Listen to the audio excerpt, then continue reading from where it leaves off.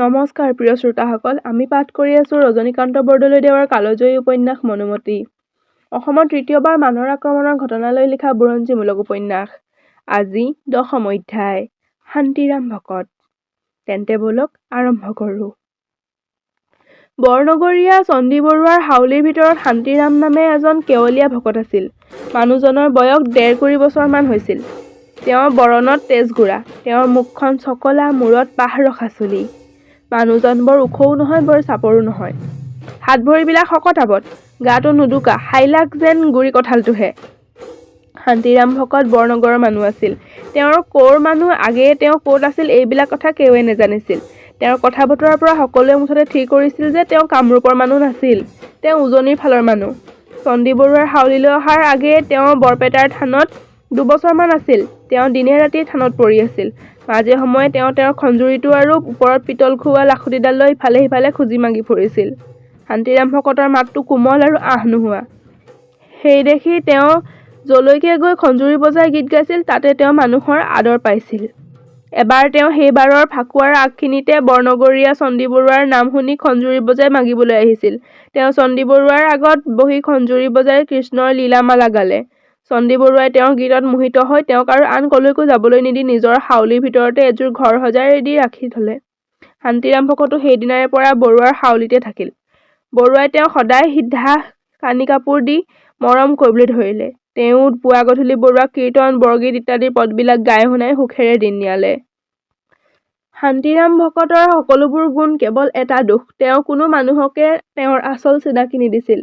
আন মানুহে তেওঁ ক'ত উপজিছিল এইবিলাক কথা সুধিলে তেওঁ সেইবোৰৰ একো উত্তৰ নিদি আন কথা উলিয়াই পাহৰাইছিল।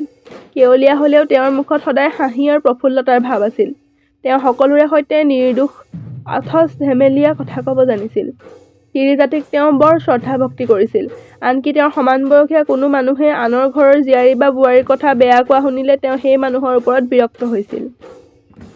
লগৰীয়া ডেকাবিলাকে তেওঁক আতৈ আপোনাক এজনী ছোৱালী বিয়া কৰাই দিওঁ দিয়ক, এইদৰে কথা ক'লে তেওঁ অলপ হাঁহি উত্তৰ দিছিল, কেলেই লাগিছে, আমি অকলৈ আহিছোঁ, অকলৈ যাম। কিন্তু তেওঁৰ এই এটাই বিলাক স্বভাৱৰ ভিতৰেদি সেয়েই তেওঁৰ হৃদয়ৰ প্ৰকৃত ভাৱ কি বুজি চাবলৈ মন কৰিছিল। সেয়েই এইটো ধৰিব পাৰিছিল যে তেওঁৰ বাহিৰৰ সকলো ৰং ধেমালিৰ ভিতৰতো তেওঁ হৃদয়খনক কিবা এটা পোকে খুলি খুলি খাইছিল। সেই পোক কি আৰু তেওঁৰ হৃদয়ত কেনেকৈ সোমাল, ইয়াৰ সবিশেষ আমি এতিয়ালৈকে নেজানিলোঁ। সি যি হওক, পিছেও এবাৰ চেষ্টা কৰি চোৱা যাব। পমিলাই সখীয়েকৰ পৰা বিদায় লৈ যি সময়ত শান্তিৰাম ভকতৰ ওচৰলৈ আহিছিল, সেই সময়ত আমাৰ শান্তিৰাম আতৈয়ে গা ধুবৰ অভিপ্ৰায়ে গাত তেল ঘঁহিবলৈ ধৰিছিল। এনেতে পমিলা গৈ পালে। পমিলাক দেখি শান্তিৰামে ক'লে, আজি আমাৰ আইদেউৰ সখীয়েকৰনো কোনফালে অহা হ'ল? পমিলা: আতৈ, আপোনাৰ গুৰিলৈকে অহা হৈছে। শান্তিৰাম: সকাম বা কি? পমিলা: বাৰু কম, আপুনি গা ধুই আহকগৈ। শান্তিৰাম: বাৰু তেন্তে অলপ পৰ ইয়াতে বহা, মই গাটো তিয়াই আহোঁ। পমিলা: ভাল বাৰু। শান্তিৰামে তেতিয়া হাতত কলহ এটা লৈ নদীলৈ গা ধুবলৈ গ'ল। নদীত নামি ঘঁহি পিহি গাটো ধুলে আৰু হাতত একলহ পানী লৈ আকৌ ঘৰলৈ আহিল। তেওঁ আহি পাওঁতে পমিলাই ক'লে, আতৈ, আজি দেখোন গাটো ধোৱাত বৰ সোনকাল হ'ল, চুলি নিতিতিলেই হ'বলা। শান্তিৰামে ঘৰৰ ভিতৰত সোমাই কাপোৰ সলাই উত্তৰ কৰিলে, এৰা, নিতিউৱাই বুলিব পাৰা। তোমাক ইয়াত অকলৈ এৰি থৈ দিনৰ দিনটো গা ধুই থাকিবলৈ আকৌ ভাল নেলাগে নহয়। পমিলা: আতৈ, তেওঁ 3 ডাঁৰৰ কম নহ'ল যেন পাওঁ। শান্তিৰাম: মোৰ অহাত পলম হৈছে যদি ক্ষমা কৰিবা। পমিলা: আতৈ, আমি তিৰী জাতি, ক্ষমা কাক বোলে নাজানো। বাৰু এতিয়া আপুনি আপোনাৰ গুৰু সেৱা ফেৰি কৰি উঠক। শান্তিৰাম: তোমাৰ কি কথা আগে কোৱা, তোমাৰ কথাতে শুনি লৈ এফলীয়া হৈ গুৰু সেৱাত বহিব খোজো। পমিলা: আতৈ, মোৰ কথা ভালে মান, মোৰ কথা শুনি থাকিলে আপোনাৰ আজি গুৰু সেৱা কৰা নহ'ব। শান্তিৰাম: বেয়া নোপোৱা যদি বহি থাকা। পমিলা: বাৰু আপুনি গুৰু সেৱা কৰক। পমিলাৰ এই কথাত শান্তিৰাম ভকত গুৰু সেৱাত বহিল। টোপোলাৰ পৰা তেওঁ এডাল তুলসী কাঠৰ মালা উলিয়াই ডিঙিত পিন্ধিলে। তাৰ পাছত তেওঁ সেই মালা জপিবলৈ ধৰিলে। মালা জপোতে তেওঁৰ 2 ডাঁৰ মান বেলি হৈ গ'ল। তাৰ পিছত তেওঁ ভটিমা ধৰিলে। তাৰ পিছত নামঘোষা গালে আৰু অৱশেষত খঞ্জুৰিটো উলিয়াই লৈ লাখুটিডাল আগত পুতি তেওঁ এটি দুটিকৈ খঞ্জুৰিত চাপৰ দি বৰগীত গাবলৈ ধৰিলে। আৰু এইদৰে তেওঁৰ ভালেখিনি পৰ হ'ল। 4 ডাঁৰ মান পৰৰ মূৰত তেওঁৰ গুৰু সেৱা কৰা হ'ল। তাৰ পিছত তেওঁ বাহিৰলৈ ওলাই আহি পমিলাক ক'লে, এতিয়া কোৱা, তোমাৰ কি ক'বলগীয়া আছে? পমিলা: আতৈ আপোনাৰ চাউল সিজাব কেতিয়া? শান্তিৰাম তোমাক বিদায় দি উঠি। পমিলা নহয় আতৈ আপুনি চৰুত জাল মাৰি থৈ আহক।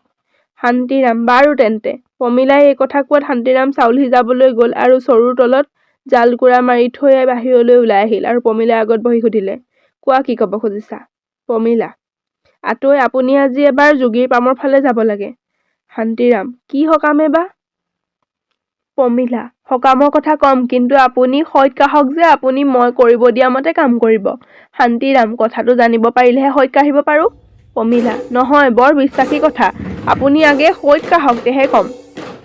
শান্তিৰাম এৰা বিশ্বাসী কথা নহ'লেতো আমাৰ ওচৰ পাবাহি কেলৈ? পমিলা আপুনি সেইবোৰ কথা এৰক, মোক কওক মই কৰিব দিয়া কাম আপুনি কৰিবনে নকৰে? শান্তিৰাম বাৰু তুমি বহা, মই জালকুৰা বঢ়াই দি আহোঁ। পমিলা জাল বঢ়াবলৈ যোৱাৰ আগে সৎ কাঢ়ি যাওক। শান্তিৰাম অলপ পৰ ৰবা, মোৰ সিফালে জালকুৰা নুমাল। পমিলা মই ৰব নোৱাৰো, কৈ যাওক। শান্তিৰাম মোৰে শপত তুমি বহা মই আহোঁ। এই বুলি কৈ শান্তিৰাম ভকত ভিতৰলৈ গৈ দেখে যে খৰিকুৰা নুমাই ছাই হৈ আছে। খেৰ কেইডালমান আকৌ দি শান্তিৰামে জুই ফুৱাবলৈ ধৰিলে। ধোঁৱাত নাকে মুখে তেওঁৰ পানী ববলৈ ধৰিলে। ইফালে পমিলাই বাহিৰৰ পৰা মাত লগালে, আতৈ মোক এটা কওক, নহ'লে মই যাওঁ। শান্তিৰামে ধোঁৱাত চকু মেলিব নোৱাৰি মুঠতে বুলি উত্তৰ দিলে। পমিলাই ইফালে আতৈ মই যাওঁ বুলি থিয় দিলে। শান্তিৰামে ভিতৰৰ পৰা ক'বলৈ ধৰিলে, পমিলা নাযাবা। শান্তিৰামৰ দুৰ্গতি দেখি পমিলাৰ মিচিককৈ হাঁহি ওলাল। ধোঁৱাত চকু মুখ ৰঙা পৰি কোনোমতে জুইকুৰা তুলি দি আকৌ শান্তিৰাম বাহিৰলৈ ওলাই আহিল আৰু পমিলাৰ আগত বহি ক'বলৈ ধৰিলে, এই দেমেহা খৰিকেইডালে বৰ দুখ দিলে। পমিলা এৰা, এতিয়া আপুনি নিজে বুজিব পাৰিহে জানিছে ভাত ৰন্ধাটো কিমান শাস্তি। আন মানুহে নুবুজে নহয়, ভাত কিয় সোনকালে নহ'ল বুলি ঘৈণীয়েকহঁতক কিল ধৰে। শান্তিৰাম কোৱা কি ক'বলৈ খুজিছা? পমিলা আতৈ সৎ কাহক। শান্তিৰাম তুমি সৎ নেকাহিলে নেৰা, বাৰু সৈতে তিনি সৈতে তুমি যি কোৱা তাকে কৰিম। পমিলা তেন্তে শুনক, এইবাৰ দৌল চাবলৈ যাওঁতে আমাৰ মনোমতী সখীয়ে এজন বৰ ধুনীয়া ডেকা দেখা পালে। সেই ডেকাজনক দেখিবৰে পৰা সখীৰ মনত কিবা এটা চিন্তা হৈছে। বোধ কৰোঁ তেওঁ সেই ডেকাজনত ধাউতি হৈছে। কি কৰিব চাওকচোন, আগলৈ উঠি অহা ছোৱালী, নেভাবি নিচিন্তি এনে কথাত মন মেলিলে। এতিয়া আপোনাক মই খাটো সেই ডেকাজনৰনো মন কেনে আপুনি এবাৰ গৈ বুজি আহিব লাগে। শান্তিৰাম সেই ডেকাজননো কোন? পমিলা সেই ডেকাজন হেনো যোগীৰ পামৰ বৰুৱাৰ পুতেক, নাম লক্ষ্মীকান্ত। শান্তিৰাম তোমাৰ সখীয়েৰাই বৰ বেয়া ঠাইত মন মেলিলে। তুমি জানিব পোৱা যোগীৰ পামৰ বৰুৱাই আমাৰ বৰুৱাক ঢেকেৰী বুলি পেটে সম্বন্ধিতে ঘিনায়। এনেস্থলত আমাৰ বৰুৱাইনো তোমাৰ সখীয়েৰাক যোগীৰ পামৰ বৰুৱাৰ পুতেকলৈ দিব বুলি আশা কৰিব পৰা যায়নে? যদি তোমাৰ সখীৰ বৰুৱাৰ পুতেকৰ সৈতে বিবাহ খবৰে আশা নাই, তেন্তে মিছাইনো এইখন লেঠা বঢ়োৱাৰ সকাম কি? পমিলা আতৈ আপুনি বোধ কৰোঁ তিৰোতা জাতিৰ মন নুবুজে। শেষত যি হ'ব সদ্যহতে ডেকা বৰুৱাৰ ভাৱটো কি ইয়াকেহে বুজিব লাগে। শান্তিৰাম এৰা, এতিয়া উশাহ হৰণ খণ্ডহে পাতিব লগাত পৰিল, শেষত ফল বা কি তাকেহে ক'ব নোৱাৰো। পমিলা আতৈ কওক, মই কৰিব দিয়া কাম কৰিবনে নকৰে? শান্তিৰাম এৰা, তুমি চিত্ৰলেখী হৈছা নহয়, আৰু মোকো আগেয়ে সৎ কঢ়াই লৈছা নহয়, এতিয়া তোমাৰ শাক বচন মতে নচলিলে আমাক জানো শুদাই এৰিবা? বাৰু যাব লাগে যাম, কিন্তু পমিলা নহয় চিত্ৰলেখী, তুমিনো আন মানুহক এই কামলৈ পাচিব নোৱাৰিলানে? মই দেখোন কেৱলীয়া মানুহ, মইনো লৰা ভঙাবলৈ জানিম নে? পমিলা আপুনি এইবিলাক কামৰ ওজা বুলি ভাবিহে আপোনাৰ ওচৰলৈ আহিছো। বিশেষ আপুনি ভকত মানুহ, যলৈকে তলৈকে যাব পাৰে, খঞ্জুৰি বজাই নাম গাই শুনাইও মানুহক ফান্দত পেলাব পাৰে, সেই দেখিহে আহিছো। শান্তিৰাম চিত্ৰলেখী তুমিও ভাল এজনী বাৰু, মইনো কেনেকৈ কি ক'ব লাগিব শিকাই দিয়া। পমিলা আতৈ মই আপোনাক দুটি নাম শিকাই দিওঁ, সেই নাম দুটি গাব। শান্তিৰাম বাৰু গোৱাচোন শুনো, মনত বা থাকে নেথাকে। পমিলা লেচাৰী তোমাৰ বিৰহত হে হৰি মূৰ্ছা গলে ৰাধা পটেশ্বৰী। শান্তিৰাম পমিলা ৰবা, মই জালকুৰা বঢ়াই আহোঁ। এইবুলি কৈ ভকত ভিতৰলৈ গ'ল। আকৌ জালকুৰা বঢ়াই দি ওলাই আহি ক'লে, চিত্ৰলেখী বাৰু মই গাওঁ, শুনাচোন হয়নে নহয় কবা। তোমাৰ বিৰহত হে লক্ষ্মী মূৰ্ছা গলে সখী চিত্ৰলেখী। পমিলা চি আতৈ, এতিয়াই দেখোন আপুনি একোকে নেজানে বুলি কৈছিল, এতিয়াইনো আকৌ এনে জোৰা দিবলৈ ক'ত শিকিলে? শান্তিৰাম: নহয়, মই পাহৰিছোহে। চকুৱে মুখে ধোঁৱা লাগি কিবাহে গালো। বাৰু মই আকৌ গাওঁ শুনা: তোমাৰ বিৰহত শেষৰি মূৰ্ছা গলে ৰাধা ফটেশ্বৰী। হয়নে চিত্ৰলেখী? এয়ে নহয়নে? পমিলাই হাঁহি হাঁহি উত্তৰ দিলে। হয় আতৈ। বাৰু হৈছে। ইয়াৰ পিছতে পমিলাই সেইটো নামৰ বাকী ডোখৰ আৰু সিটো নাম শান্তিৰামক গাই শুনালে। শান্তিৰামেও মাজে মাজে জোৰা দি ধেমালি কৰিলে।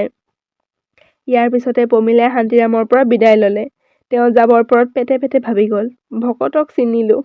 শান্তিৰামেও পেটে পেটে ভাবিলে, এৰা এনে নহলেনো বৰুৱাৰ গোটেইখন ঘৰতে তেওঁ মহতালি কৰিব পাৰেনে? পমিলাক বিদায় দি উঠি শান্তিৰামে সেইদিনা আধাফুটীয়া ভাত খাই খঞ্জুৰিটো আৰু লাখুটিডাল লৈ যোগীৰ পামৰ বৰুৱাৰ হাউলিৰ ফাললৈ খোজ ললে। প্ৰিয় শ্ৰোতাসকল, দশম অধ্যায় শেষ কৰিলো। আকৌ লগ পাম একাদশ অধ্যায়ত। তেতিয়ালৈ ধন্যবাদ।